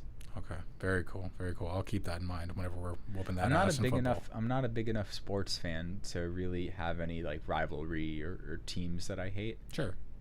I love sports because I grew up playing them, but now that I'm in a different era of my life, like business is my sport, and so the rivalries that I have, I think, are more like the brokerages that I want to take listings from. You all are on notice. Yeah, I'm competitive in that way. Sure. You know, if you're hanging out with me and you're another realtor and you have a really nice listing and you're not taking care of that listing, like, there's a part of me in the back of my head that's like, I'm sorry that whoever owns this home is working with you and not me. It becomes a zero-sum game at that point. What do you mean? That there's going to be winners and there's going to be losers. And it's yeah. like, I believe in doing good business. I don't screw people over. I want a realtor to win when they're doing good business, because that's just better for all of us. Right. But when they're not and I see it, I'm coming after you. No lead is truly safe. Yeah. There's just some part of like, this business does not require a college degree. Barely. I don't even think you need like a high school degree. Most businesses don't require a college degree, if we're being honest. Yeah. There's no if you're a developer, that's the one end of the business that requires like probably a master's in real estate development. It requires like years of experience beforehand building progressively bigger and bigger projects. There are so many people that are agents in Florida that get listings because, you know, their family or whatever is listing the home, or they're like friends. And to those people, I want them to win too, you know, because you should take care of your family and your friends, right? Like, I still want them to win, but when they are not doing their job because they're being inauthentic or they're biting off more than they can chew, yeah, there's a part of me that's like, I'm gonna go win that business because I can actually help somebody here, and you're getting in their way of being helped.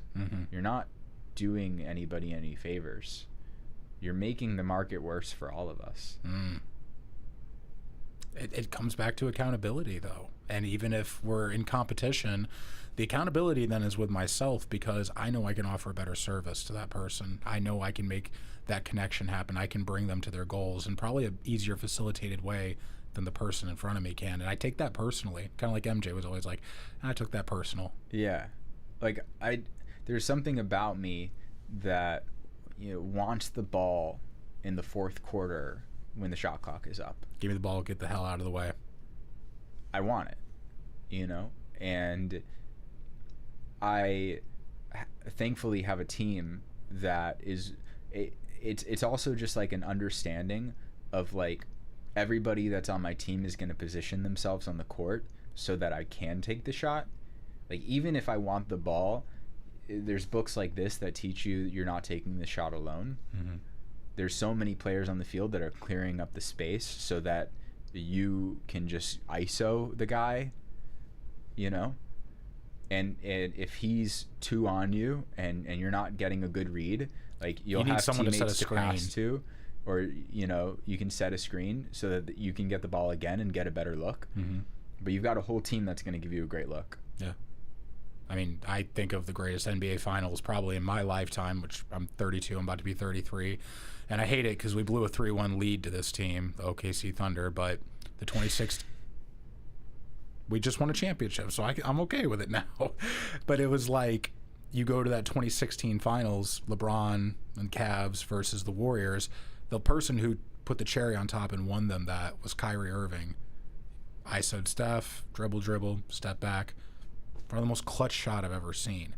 And people will criticize LeBron. I criticize LeBron for a lot of things, but he's the best passer in basketball. He's the best facilitator in basketball. He just happens to have scored the most points, but he knows his closer is Kyrie Irving.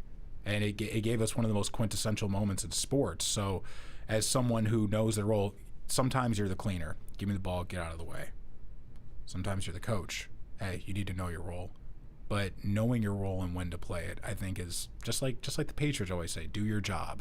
You're doing your job. And I think that's very, very powerful. I'm about to go on a huge sports goof over here, so I want to reel it back in before I do. Yeah, I'll close the sports bit with this. I wanted to win a client over a little over a year ago, and I'm the last person. Like, I'm keeping up with fantasy football a little bit because I'm in a league with some friends, but I really don't know basketball players' names anymore because I don't watch it enough. And yet, about a year ago, I was sitting down in front of a client potential client. He was a lead, and I wanted to do business with this person, and they were trying to tell me how they run their business using basketball analogies, like John Wooden kind of stuff. This was an hour-long conversation about him talking about how he runs his business as a basketball team. And there's a lot of useful metaphor of sports and business, but the more important aspect is I was just able to kind of tee him up to go off. And I didn't have to be inauthentic here and, you know, throw out names that wouldn't make sense in context, because if I said anything wrong about basketball, he would have sniffed it out. But I teed him up enough so that he was passionate about what he talked about, and that's a relationship that I've had now for a year because I let somebody talk about something in their wheelhouse. I wasn't as familiar with it, but I could still find a way to relate. And that's my caveat to me telling realtors not to be inauthentic. You can still talk about topics that you don't know that much about, as long as you put the other person in the spotlight. Mm-hmm. It's their passion, not yours. Sure. So just be curious. Curiosity is a very important thing, I think, in business, because if you're not curious about how do I get better, how do I get to know this person better, how do I know the market better, you're not going to grow. Yeah. I mean, the conversation we had last week, I don't know how to do this one thing. I'm now learning, and it's still a steep learning curve, but it's like there's a curiosity to be like, what would I look like in my position if I had that skill set? And immediately I start thinking about, probably make a lot more money. But what I should be thinking about is I can help a lot more people. I think that's the more effective way of looking at things. At least, Yeah. So one thing I wanted to talk about was... How are we doing on time? We have... Where is it? 1:30. Okay, cool. Yeah, we have 30 minutes to go. Cool. All right, I'm on. When you were mentioning like the Venetian Islands, when you talk about some of the places that you've shown me, and those are like the goals that you set, why are those the goals that you set? Why are those so quintessential to like your hopes and dreams? What pulls that emotion out of you to want to market those places and find people homes there? My ultimate goal in the vision of the company I want to create is a self-sustainable company that does not require the capital of others to execute on its business decisions.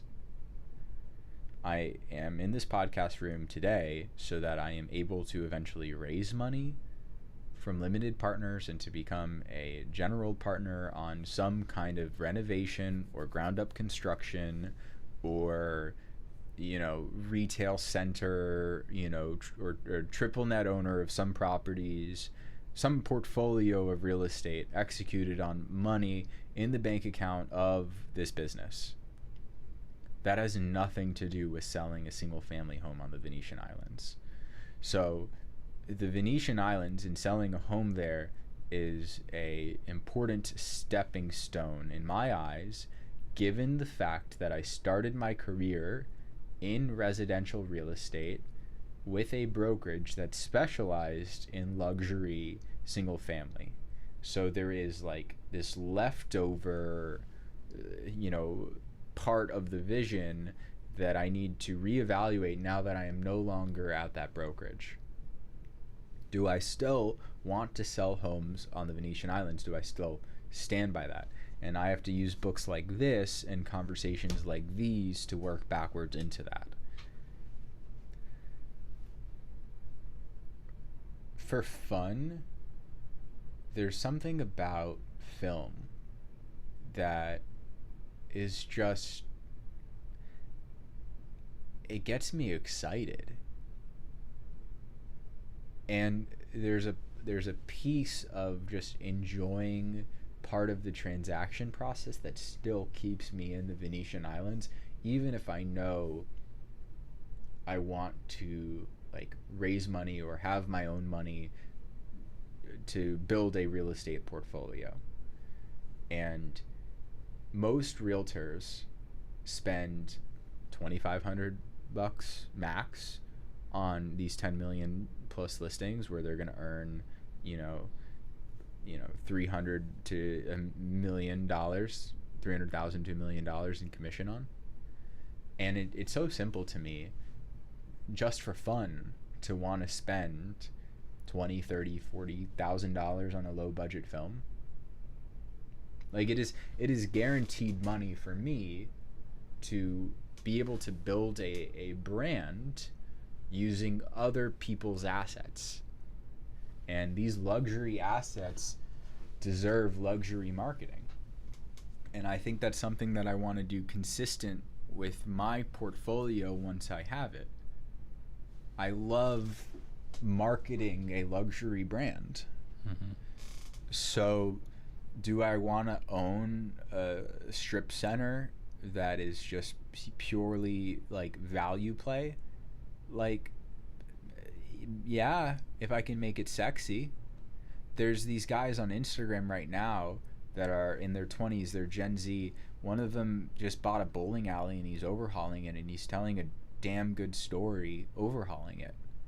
I've shared with you so many videos from these guys who inspire me that tell good stories. This asset class of single family luxury homes valued over $10 million, give me the direct commission and marketing budget to tell the kinds of stories that I want to tell, because more fundamental than the type of asset I'm selling is the stories that I'm telling with those assets. And the brand that I'm building, one of the fundamental principles, you heard guiding principles in this book, even though the vision statement was generic about mission and guiding, there's a whole separate section. One of my guiding principles is tell good stories. So I just have so many ideas on how to use arts and culture, which were fundamental to creating Miami as we know it today, and breathing life into a transaction. Commercial real estate, industrial, retail, those transactions are born off of Excel sheets. Mm-hmm. If the numbers make sense and the deal works, capital will find its way to make the transaction happen. In residential real estate, it's emotional, and you can get people to spend more money on a home than it's worth if you tell the right story. Mm-hmm. And so I'm not going to sit here and pretend that any video I'm going to make is itself going to sell a home at a higher value. But when I originally had this concept, it's this idea called Casa Caza. I used to throw some parties in my home when I lived in South Beach for a while called Casa Caza, because I just wanted to develop the vibe of what this brand looked like. And this brand very particularly added value to the homes that I sold, because if you put a label on something that makes it valuable and people believe in that value, they're willing to pay a premium for it.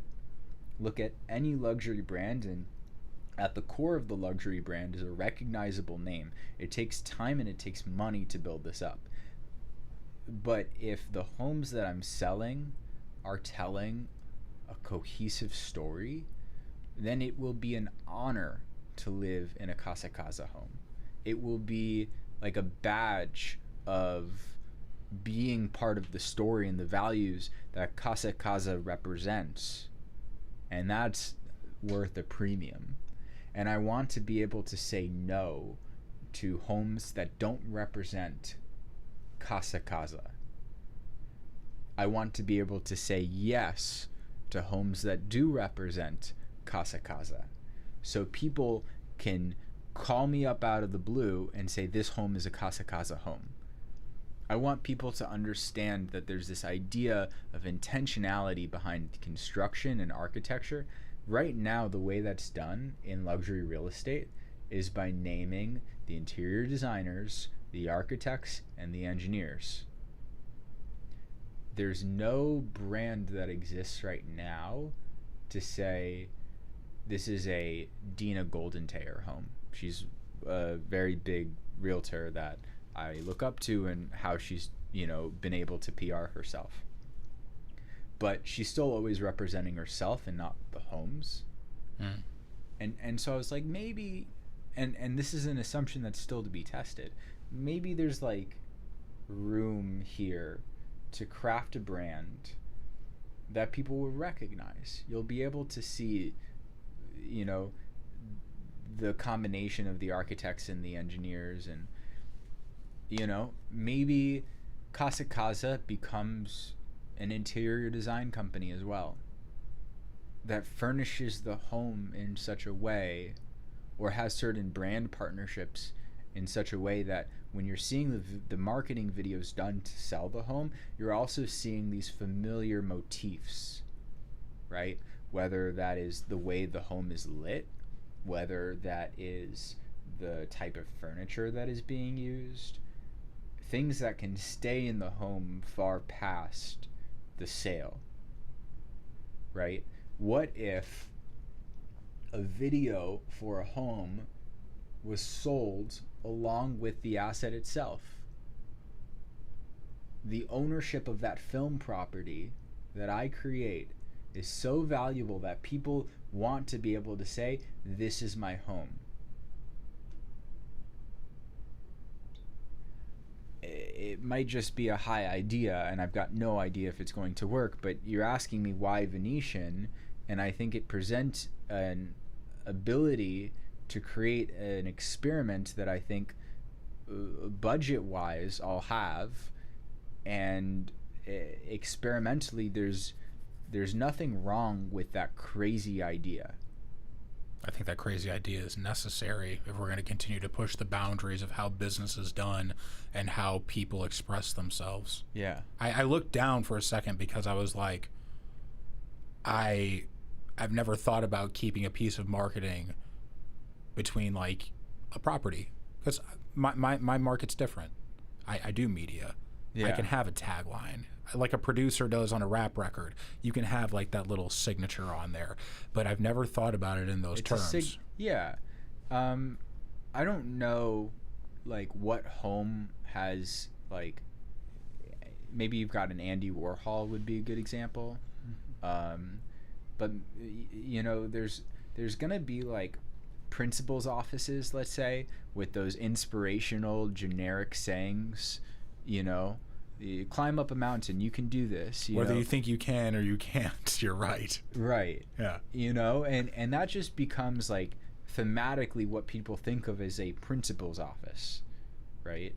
There are just some slogans like got milk in the history of advertisement that people will just like hang up on a wall because it's just such a great advertisement. People, when you know you're a teenager and you have a crush on a celebrity, you'll have a movie poster inside of the home. There's like media properties and marketing materials that people actually keep inside of the homes. But if your home itself is a marketing material, then there's like more significance because it's closer, right? You've never met the actor that you have a crush on, but you have met your home.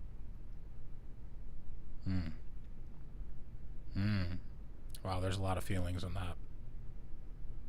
I could get a little lost in the sauce on that one because personally I've thought about those things. I have a friend who lives kind of close to here actually, and he's all about God, and he has the same painting as the Sistine Chapel in the top of his mansion. And it's, if you like God that much and you have that exact same painting, it's, you always want to be close to that. Or maybe it's maybe it's an appreciation for art. I don't know, but Yeah. it hits on that same motif you were just going on about. And I think you can find that. I think you can find that story being told or that piece of marketing if you're willing to look close enough. But it's like, it's kind of like Where's Waldo, you know? There's, especially around the Venetian where the developers have come in and built a lot of spec, there's always some finishing touch that they created in the development video, the marketing video that they use to then, you know, convince either private investors to come in with them. Like they have their own media, and the media drives their ability to fundraise. And so there's an active, large number of developers who are rushing to get good social media people so that they are able to create a brand for themselves that will eventually like raise them more money. It doesn't quite reach the end user, right? The way that it reaches the end user now, the way we see it, is if you have like a branded condo, you'll experience the brand in a home, right? If you're in a single family home, it's, you know, usually an architect that will leave some idea of like a distinguishing touch that only they would do, and that also enters the feel of the home. But in a world where many of these homes are just boxes and you're just seeing those boxes from the outside, I wanted to believe that there's just these memories. It's a canvas Like, single family homes are uniquely a canvas that want to be painted, because someone is going to turn on the gas burner to cook eggs for their kids in the morning. Someone is going to cut the lawn that the kids are going to run around with the dogs in, and that lawn person is going to be forgotten because they just look like a random immigrant worker. Right? But there's stories that are untold, even in all of those boxes that stay the same, right? And as much as an architect wants to put like a unique touch on this, speck of a box, there's more to be told in the memories that are formed of the home than the design itself, especially as we move towards like uniformity of home design. Okay. That stands out to me a lot. I started getting visions, and maybe this isn't one and the same. Maybe I'm just high idea over here. But it was like the CrossFit gym that I shoot at. I've thought that exact same thing about every drop of sweat that's been spilt in that place. Yeah. Every workout there is going to suck. There's not one piece of CrossFit that's fun. If you have fun doing it, I don't trust you. But I thought about it, and I'm like, every single workout is going to start to blend together, but it doesn't mean you didn't suffer on this floor. It didn't mean you didn't find a teammate in these walls. It didn't mean that there wasn't some deep emotional trigger that you probably forgot about, but one little thing could happen, and it can bring you back to that memory, and it can bring you back to that moment. Am I kind of feeling you here on what you're putting down? Yeah. If someone is very wealthy and very lost, all they would need to do is replay the video of their home to remind them that they're home. There's just something about like watching The Wizard of Oz. She like taps her shoes 3 times, and there's no place like home. There's no place like home. And really having a video that creates this energy for you of intentionality, that reminds you of all of the places that you're not looking. I think there's value in that. I think people should hire me simply because I want to tell the story. Now, all of this other the first hour and a half, we were talking about my competencies and how I'll be able to negotiate for a client and how I understand the law and how real estate is in my blood. Like, there's no substitute. You have to have all of that. But I want to build a business that has a differentiating factor in a world where everybody's the same. Like, what can I do? That manifestation was Casa Caza. This has been a very emotionally packed 2 hours, and we're not quite there yet. We got what? We got another 12 minutes. All right. It's I appreciate that, because uncovering mysteries, I think, are what stories are supposed to do. You have an interest in something. You have questions that need answered, and someone wrote a document just for that. Someone tells a tale just like that. And I think, at least in my perspective, one of the things that I've learned here today is that storytelling and selling homes can be much more synonymous than maybe I give it credit for. Maybe I was looking at it too one-dimensionally, because, again, I've worked with real estate agents before. But one of the best books I read, and I can't think about what it was. I can't think about what that book was right now. It was that good companies offer a good product and service. Great companies offer an experience. You can buy a Samsung phone, or you can buy an Apple phone. Well, Samsung builds electronics. Apple gives you an experience. When you think about the experience summed up in like a sentence that you want someone to take away from this, what is that experience of working with Hunter's son? What is that experience? In as few words as possible. Do you know what that is? Yeah, I want to shoot this video with you that explains exactly that. I'm a friend that you call when you're sick, and you're thanking me because I've ordered like warm soup for you, and it just arrived, and you're picking it up off the floor, and you're calling me to say thank you for the soup.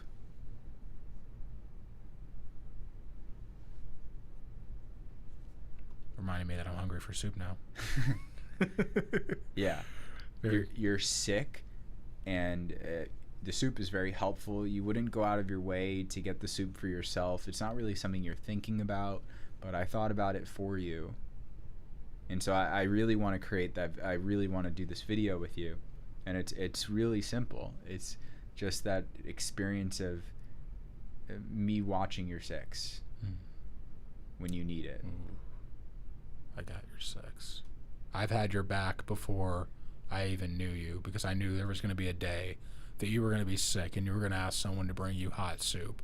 There was going to be a day that you were going to clean the house and find a trinket you didn't know that you lost. I thought about these memories before you were here. Am I on the same wavelength? What was the last thing about the trinket? I'm not sure I understand. I find things, even in the apartment that I've been living for a year. It's like, oh, I forgot I had that. And it brings me back to a memory, like a conduit. It's just like, it's a small thing that seems inconsequential in the moment, but it means something to you in the long term. That's kind of what I'm getting at. Yeah. There's a word that's been sticking in my brain a lot, mostly because my girlfriend uses it a ton. He is listening. Yeah. The word is conscientiousness. Mm-hmm. Right? And the root of that word is conscience, or consciousness, right? And fundamentally, that broadened awareness is what, when you're seeing someone's blind spots, or you're helping them see their blind spots, you're opening up their field of view, you're increasing their awareness. Motion is a word. That's their conscientiousness. Like the service that I provide is conscientiousness, is just like always following up on time, like calling you before you even thought that I needed to call you. It just like active and proactive communication at all times, right? Mm-hmm. I'm going to give you the things that you needed before you even knew you needed them. I think that's the service that I sell, and it really does feel, when I do it right, somebody just feels cared for and watched out for and protected and loved. I think love is very important. I think it's truly important. If you love what you do, you'll never work a day in your life. So you're approaching this in a way that's like, it's not work. Yeah, you have to be conscientious, you have to be studious, and you have to be on top of your stuff. You have to hold yourself accountable. But if you didn't love this, you wouldn't be thinking about it in the ways that you are. You wouldn't be going through all this to convey to your future customer, future client, future friend that you aren't just a sale to me. It's those memories in that house, and it's those little details, but it's the feeling of love that you have when you call this your home is a big piece of why you're doing this. And I think that's a better call to action than just about anything. Would you agree?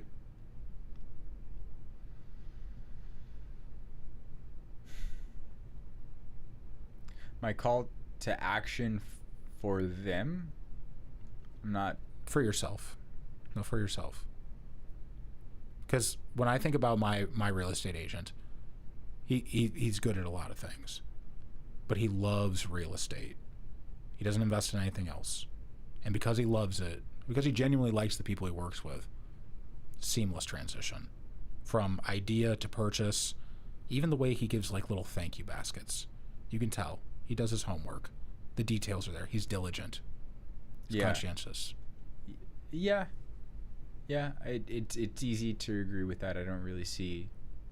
I mean, it sounds right. Mm-hmm. Where we're at right now, because we're going to wrap up in the next 5 minutes or so. Are there any closing statements, stories, pieces of information you want to leave as we tail off with this? Yeah, there's always stuff. My biggest question to you is, outside of... So, one, do we have enough for like a bio video to be cut up? Like, do you understand enough of who I am and what I'm coming from so that I get like a 30-second to like a minute little thing that I can pin to Instagram? That's my first question to you. Yes.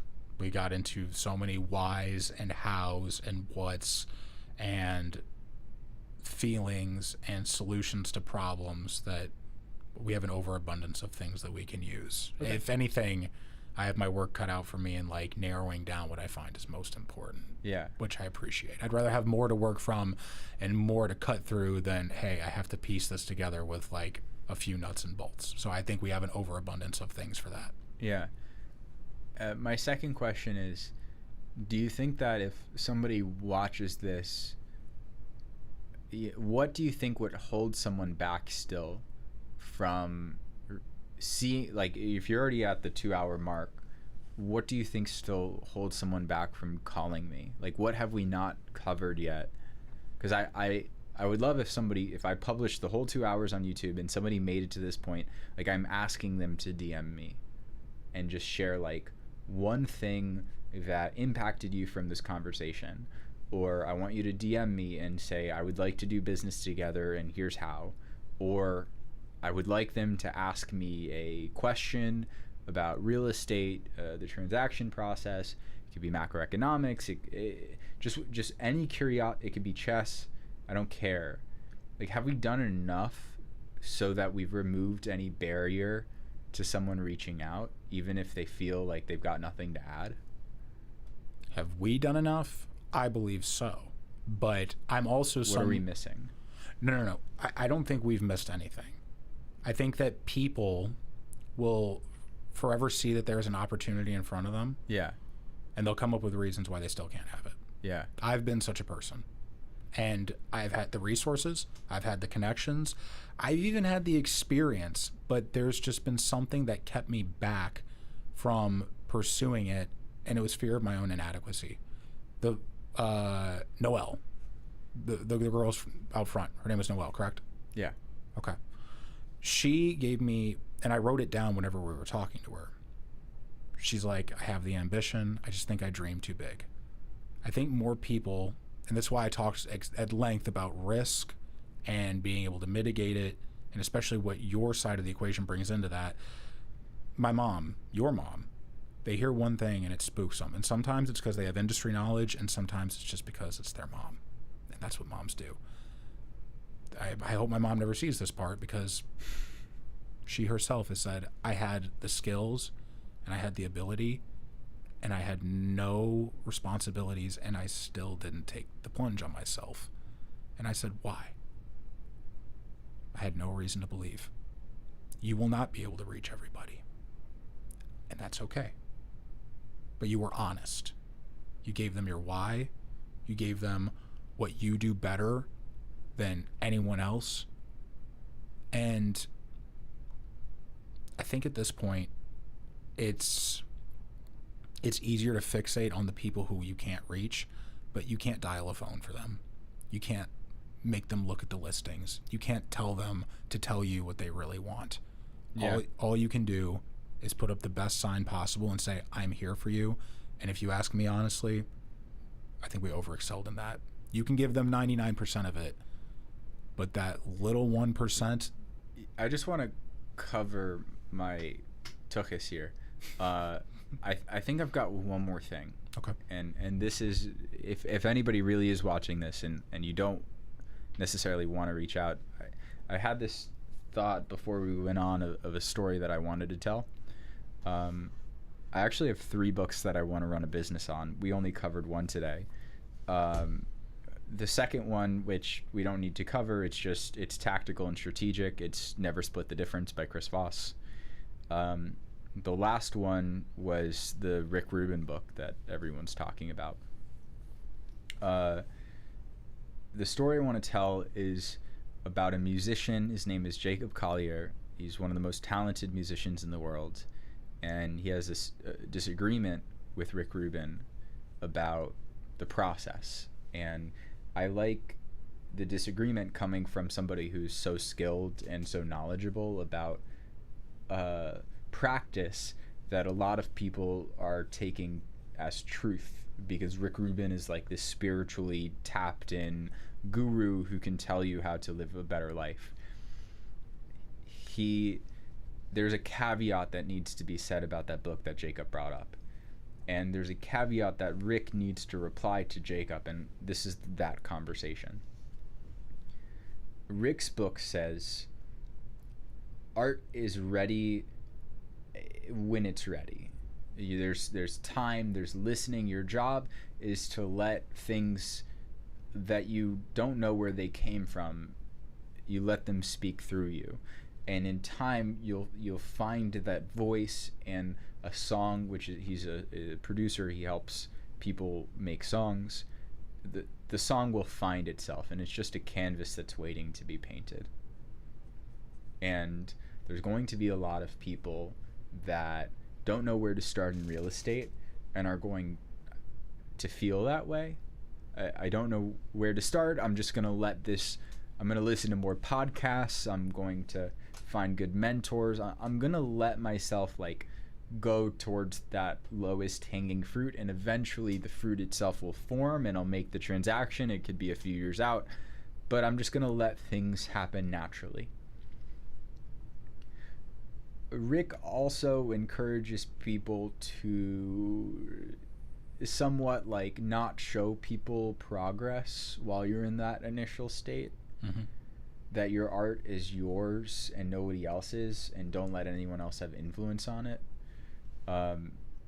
So Jacob Collier's coming out with an album any day now, or if he hasn't already. He made a guitar album in 4 days. Like an entire album on a 5-string guitar that's like custom built for him, and he made it in 4 days, and every song is going to be beautiful because he's so talented and he just gave himself the constraints. Hopping into real estate might seem like this Rick Rubin-esque, I'm going to let this thing form, but I challenge people to adopt Jacob's pursuit of limit yourself to one instrument and make an album in 4 days. Because at least you'll get a result. The caveat to Jacob's argument is he's one of the most talented musicians in the world, and he could pick up an instrument he's never played before and still make an album in 4 days with it. So if you're just going to say, okay, I'm just going to jump into single family and I'm going to buy a home and that's my 4-day album, right? I'm just going to like only do that if you're Jacob. You're most likely not Jacob. You're most likely not Jacob. But there's really this like this balancing act, this nuanced balancing act that they need to sit down and have a discussion. We all kind of need to hear it. Jacob has challenged Rick to a debate that they haven't had yet, and I would love to see it. And it would eventually explore some of that nuance so that people realize you always start with a minimally viable product, is like a word we use in tech, which means you just build something and you build it as quickly as you can to find out if it's useful to other people. And in that same way, like if you are renting your apartment and you want to make more money off of real estate, like find a way to sublet that apartment for more than you're renting it for. Like whatever the resources at your disposal are, because you're excited for the game and you just want to produce something quickly, like use what's at your disposal, execute on that, and iterate. That's why so many people start out with like Airbnbs, because it just seems like this low-hanging fruit of a tangible thing. They don't know what the market or the competition looks like for Airbnbs and how you'll get screwed over a million ways. Most people right now, you're probably renting a place, and you might want to take a vacation for a month to go, or you might have a work trip to. A lot of people from Miami, they go to New York. Like you're probably the right person to reach out to me if during that month you've actively like sublet it already. Like, prove to yourself that you can transact even in the small ways. Like, real estate is just a real asset. It's real property. So if you have something in your closet from 15 years ago, you know, I might have like my Yu-Gi-Oh cards or Pokemon, or, you know, if you've got your Barbie dolls, or, you know, that's like real property. Like, can you sell that on eBay? Yes. Like, break it down to its like simplest form, and then the best DM I think I can receive is like, okay, I listened to this and I sold a Barbie doll and I actually transacted. I made money from it. I think that's the thing I want to leave off with. Does that make sense? It's not like super coherent, but No, I get it. It's the same reason I came down here. yeah. I personally, my whole life, I said I just don't want to die in St. Louis. My mom's lived here her whole life. She's not happy. My grandma lived here her whole life, besides when she lived in Canada and Yugoslavia. She was never happy. My dad, he was never happy. And I saw the opportunity to take the plunge, and I was not ready. I had 1 month. 1 month. And it was because a friend of mine said, hey, there's an apartment for rent off North Lake. If you are really serious about coming down here, you don't have to be ready. We have someone out here who's looking out for you. And I think you're that person talking to that hypothetical me.